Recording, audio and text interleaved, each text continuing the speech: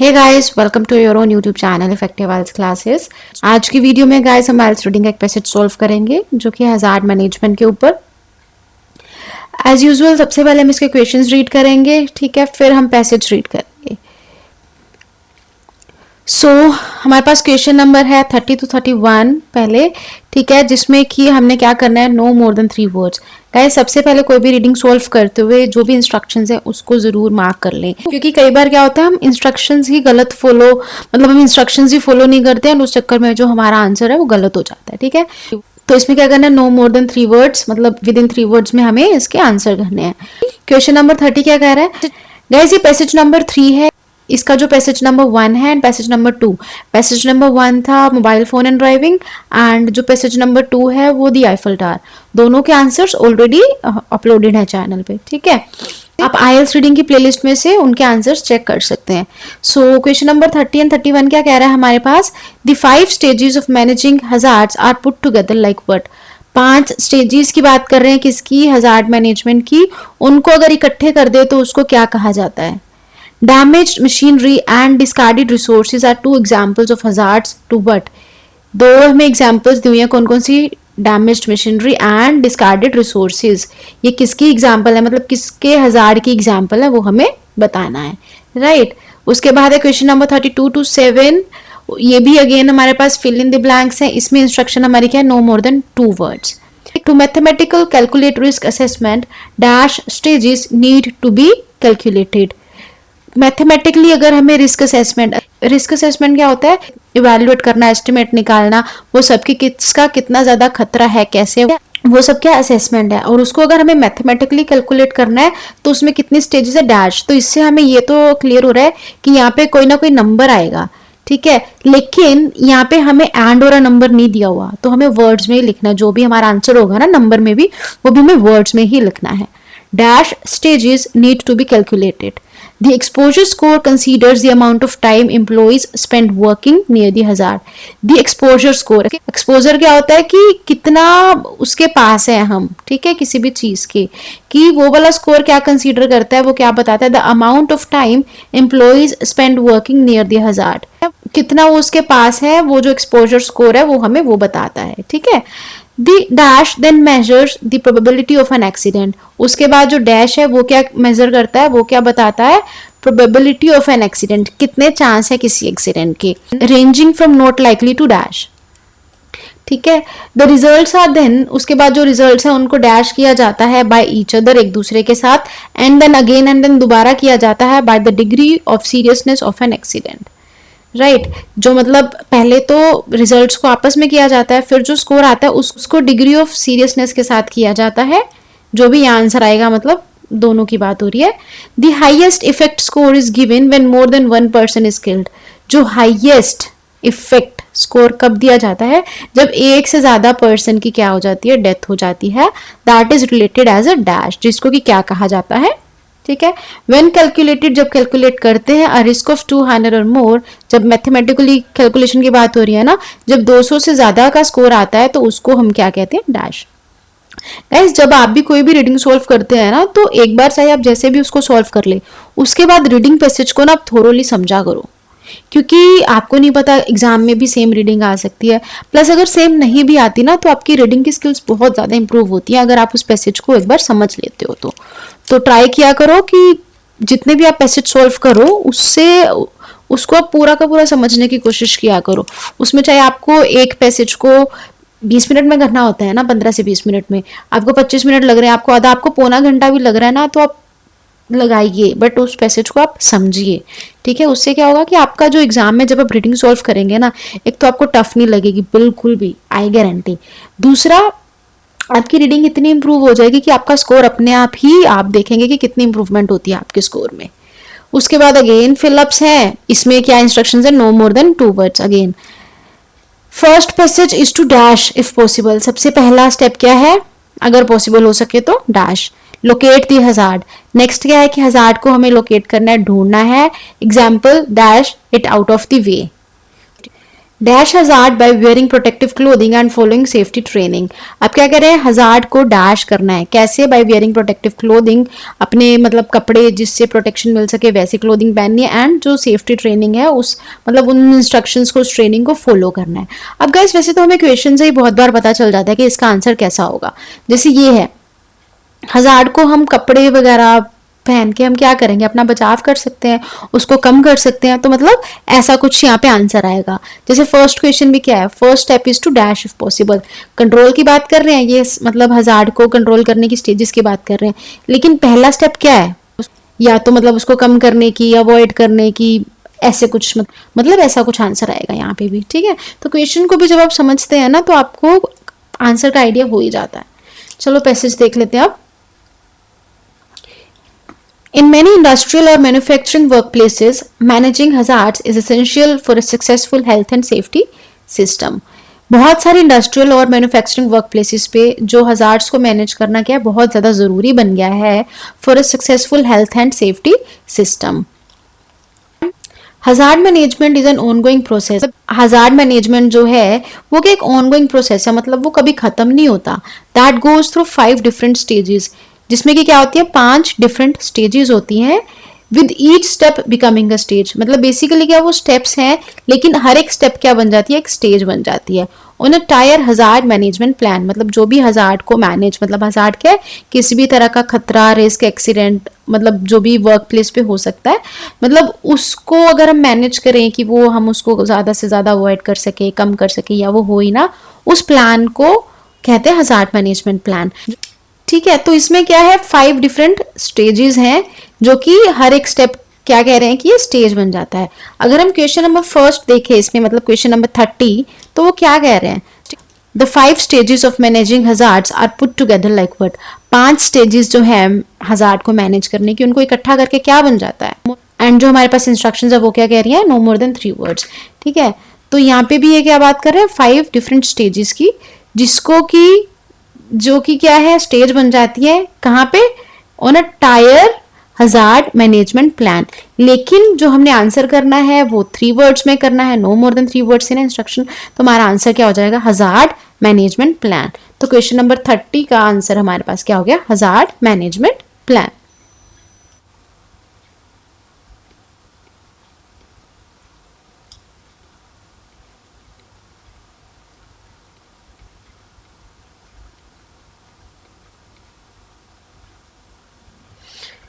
Correct guys.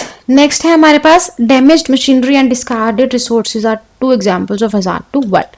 Okay, first step, अब 5 steps की बात हुई है, तो फर्स्ट स्टेप हमें क्या कह रहा है, the first step is to identify potential hazards.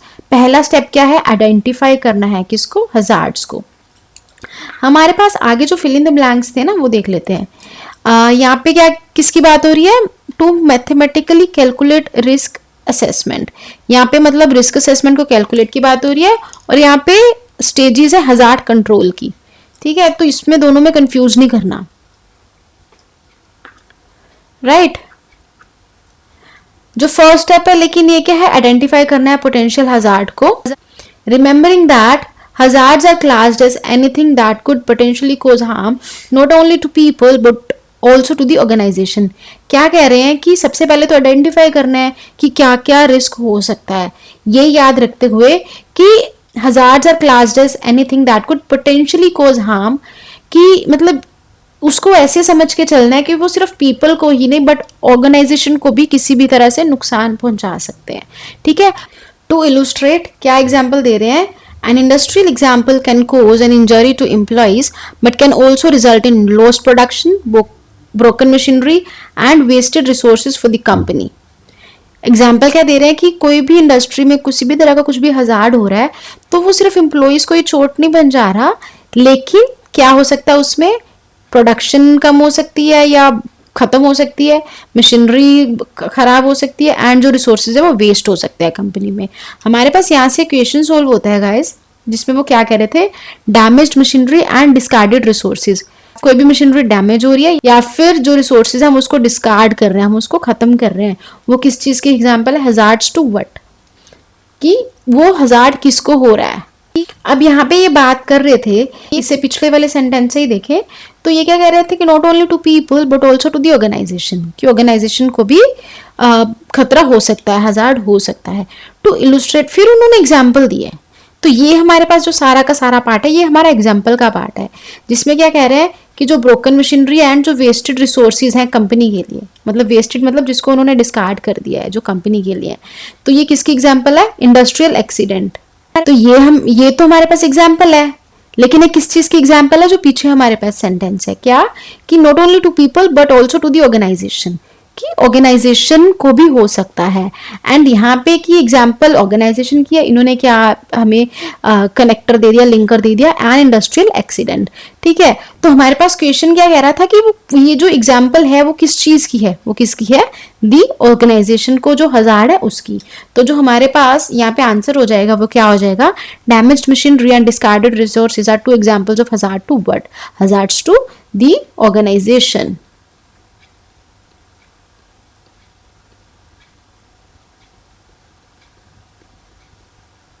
Correct.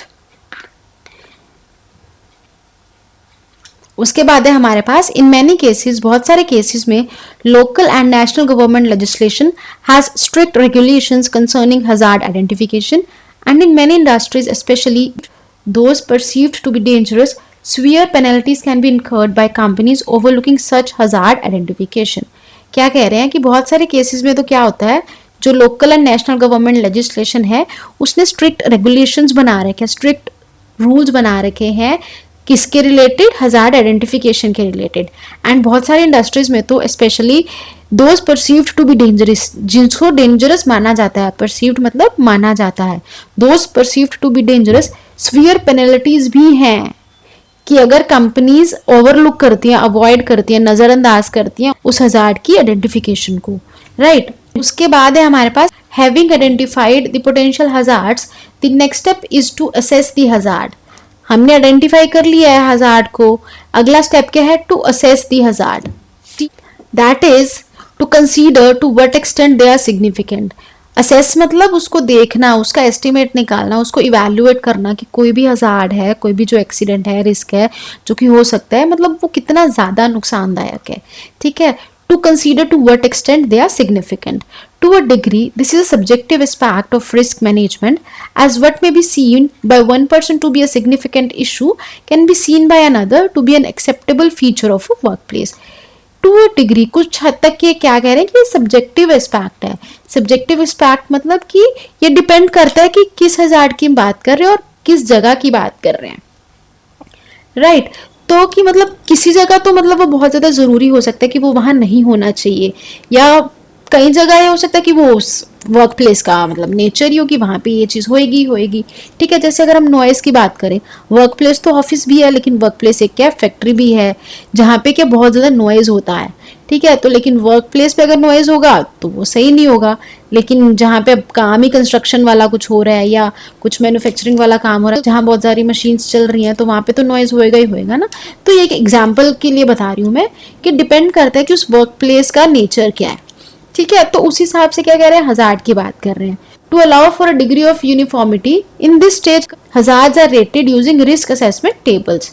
सही यूनिफॉर्म असेसमेंट तक पहुंचने के लिए या जानने के लिए क्या किया जाता है? हजार्ड्स को रेट किया जाता है अंडर रिस्क असेसमेंट टेबल्स, मतलब उसकी असेसमेंट करी जाती है। These tables work by assigning a point value to 3 areas. इसमें क्या होता है? मतलब 3 चीजें देखी जाती हैं।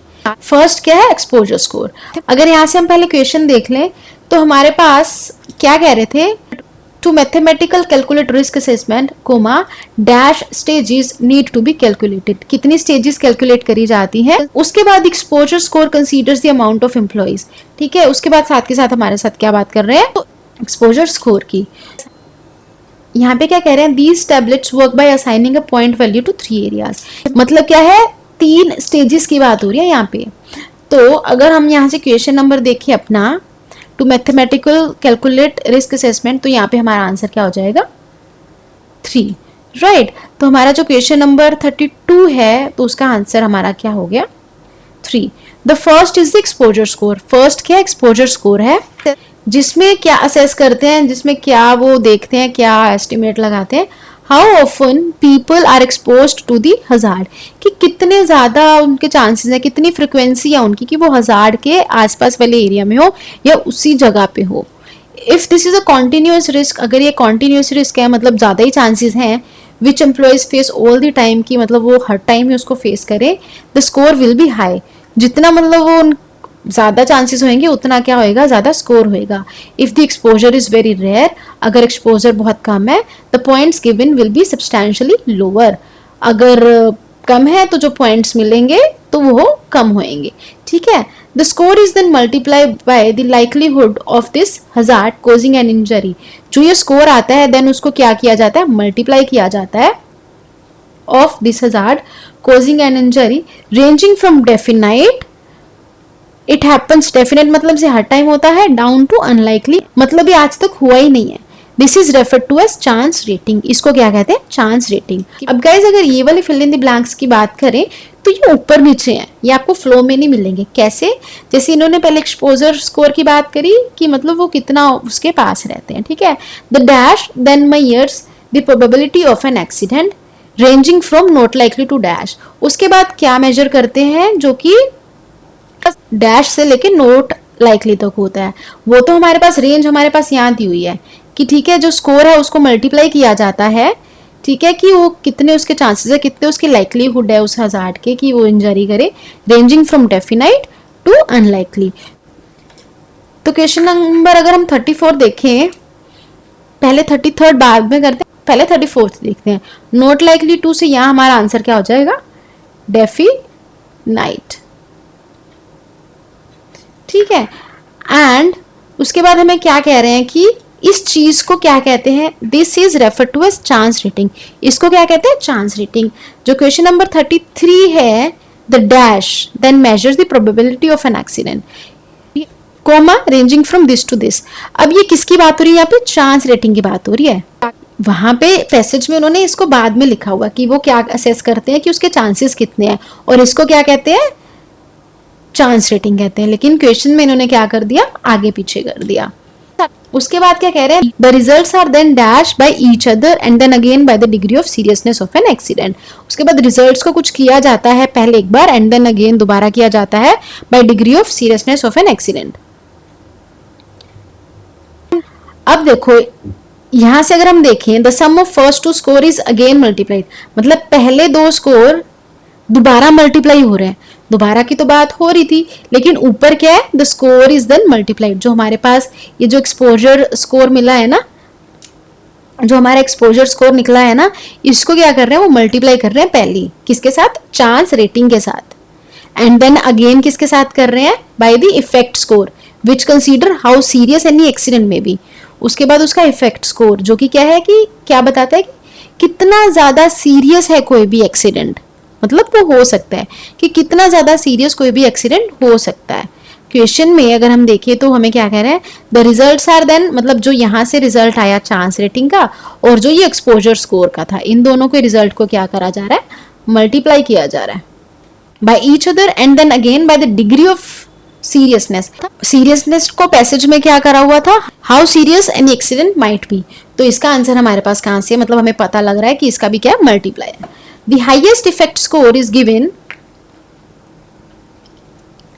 This can be rated from 1 requiring minor first aid. अब इस जो ये स्कोर है इसको कहाँ से रेट किया जाता है, 1 से लेके, ठीक है, जहाँ पे कि सिर्फ और सिर्फ मतलब हल्की फुल्की फर्स्ट एड चाहिए, right up to multiple deaths. कहाँ से कहाँ तक, माइनर इंजरी से लेके मतलब डेथ्स हो रही है वहां तक, जिसको कि डिजास्टर कहा जाता है. तो अगर यहाँ देखें हम तो क्या कह रहे हैं, the highest effect score is given. Highest effect score कब दिया जाता है, when more than 1 person is killed. This is rated as a dash, मतलब जब एक से ज्यादा पर्सन की डेथ हो जाती है उसको सबसे ज्यादा इफेक्ट स्कोर दिया जाता है एंड उसको हम क्या कहते हैं, डैश. क्या कह रहे हैं कि 1 से लेके रेट करते हैं, ठीक है, राइट अप टू मतलब कब कहाँ तक, मल्टीपल डेथ्स तक. मतलब यहाँ पे क्या क्लियर हो रहा है कि मोर देन 1 डेथ हो रही है, ठीक है, और उसको हम क्या कहते हैं, डिजास्टर. तो इस क्वेश्चन का हमारा आंसर क्या हो जाएगा, disaster. This is rated as. When calculated, जब कैलकुलेट कर लेते हैं, a risk of 200 or more is considered dash. All three scores then given the final risk assessment, उसके बाद उसको फाइनल असेसमेंट करी जाती है उसकी।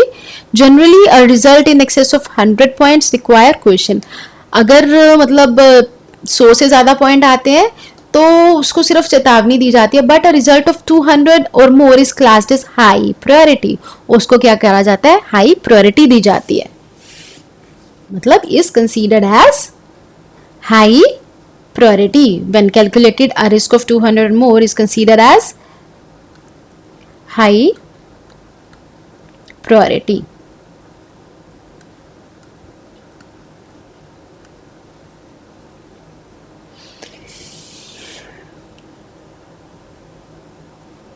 ठीक है गाइस, अब हमारे पास रह गए ये वाले क्वेश्चंस 3 जो क्या आएंगे स्टेजेस ऑफ हजार्ड कंट्रोल में। Okay, certain jobs are for the most part permanently gamer score of over, ये हमें बताया हुआ है कि कहाँ होते हैं ये, जहाँ पे फायर फाइटिंग वगैरह, मतलब ऐसे जो वर्क प्लेस होती है वहाँ की बात कर रही है। And in many cases additional payments informally known as danger money are applied, जहाँ पे ये सब होता है तो मतलब उनको अलग से डेंजर मनी भी दी जाती है।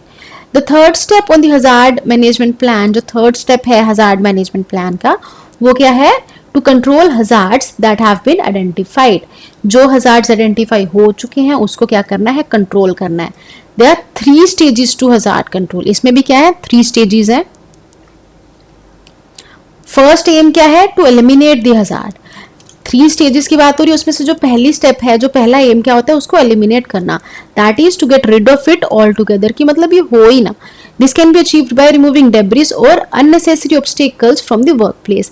ये कैसे हो सकता है कि अगर जो भी अनवांटेड जो डेब्रिस है या जो अननेसेसरी जो थिंग्स हैं, ठीक है, उसको रिमूव करना वर्क प्लेस से। क्वेश्चन देखें साथ साथ हम, तो ये क्या कह रहे हैं, स्टेजेस की बात हो रही है। फर्स्ट स्टेप क्या कह रहे हैं, first step is to dash if possible, पहले तो वो क्या कह रहे हैं कि एलिमिनेट ही करना है उसको अगर पॉसिबल है तो, right. Often however this is not possible, अब यहाँ से क्या पता और चल रहा है कि यहाँ पे पीछे इफ पॉसिबल की बात हो रही थी कि ये मतलब हर बार पॉसिबल नहीं होता। So the next step is to isolate the hazard, that is to store it out of the way. वो क्या कह रहा है कि जो हजार्ड है उसको अलग जगह में रख दें, आइसोलेट कर दें उसको। To store it out of the way मतलब कि उसको रास्ते से ही अलग रख दे, मतलब उसको कि हर किसी के रास्ते में ना आए, मतलब अप्रोचेबल ना हो, तो मतलब उस हजार्ड से एक्सपोजर ही ना हो उनके साथ, तो उसको मतलब अलग रखना है, ठीक है। तो क्वेश्चन देख लेते हैं। लोकेट, यहाँ पे गाइस फिर लोकेट नहीं आएगा, आइसोलेट आएगा, ठीक कर लेना। आइसोलेट द हजार्ड, एग्जाम्पल क्या करना है, store it out of the वे।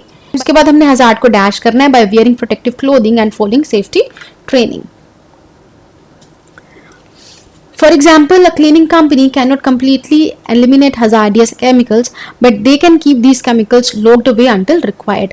अब क्या केमिकल कंपनी जो है, कोई भी क्लीनिंग कंपनी है, वो क्या हजार्ड को एलिमिनेट तो नहीं कर सकती, बट वो क्या कर सकती है, इन केमिकल्स को अलग से स्टोर कर सकते हैं जब तक उसकी जरूरत ना हो। Isolating hazard is an ongoing process. ये भी क्या एक ongoing process है that requires company to have very dear and enforced guidelines regarding the safe storage of potentially hazardous products. अब इनको भी क्या है कि guidelines, rules and regulations बहुत follow करनी पड़ती हैं। If the hazard cannot be isolated, अगर उसको isolate नहीं कर सकते, then the aim must be to minimize the risk. उसके बाद क्या करना है, इसको minimize करना क्या बन जाता है, aim बन जाता है। This is achieved through, ये कैसे होता है, स्टाफ ट्रेनिंग। अब क्वेश्चन में भी हमारी बात हुई थी ट्रेनिंग की, in safe handling techniques and best practices as well as the provision of personal protection equipment PPE. PPE commonly includes items such as gloves, overalls and footwear with steel reinforced areas. अब ये क्या कह रहे हैं कि सबसे पहले तो हमारे पास एम क्या होना चाहिए, minimise the risk. This is achieve through, ये कैसे होएगा, स्टाफ ट्रेनिंग के साथ, एज वेल एज उसको प्रोविजन मिले जो भी वहाँ पे एम्प्लॉयज हैं पीपीई की। पीपीई क्या होता है, मतलब वो जो फुल बॉडी के क्लॉथिंग हो गई, ग्लव्स हो गए, इन्होंने एग्जांपल भी दी है, ओवरऑल्स मतलब पूरा ऊपर से लेकर नीचे तक जो उनका सूट होता है, and footwear with steel reinforced areas. तो क्वेश्चन नंबर 40 का आंसर हमारा क्या आ जाएगा, मिनिमाइज। तो क्वेश्चन नंबर 40 क्या आ गया, मिनिमाइज करना है हजार्ड को by wearing protective clothing and following safety training. तो क्वेश्चंस तो हमारे पास हो गए हैं, लेकिन जो एक पैराग्राफ बचता है हम उसको भी समझ लेते हैं। The fourth and fifth step on hazard management plan are connected. जो फोर्थ एंड फिफ्थ स्टेप है वो क्या है, इंटरकनेक्टेड है। To record and review the hazard, record भी करना है और उसको रिव्यू भी करना। The recording is done in the hazard register and this register is continuously reviewed to ensure best practices are maintained. And जो ये रजिस्टर है ये कॉन्टिन्यूली रिव्यू होता रहता है, मतलब रजिस्टर बना लिया, उसको क्या टाइम टू टाइम चेक करते रहते हैं, सो दैट वो सही से उसको ट्रैक करते रहें।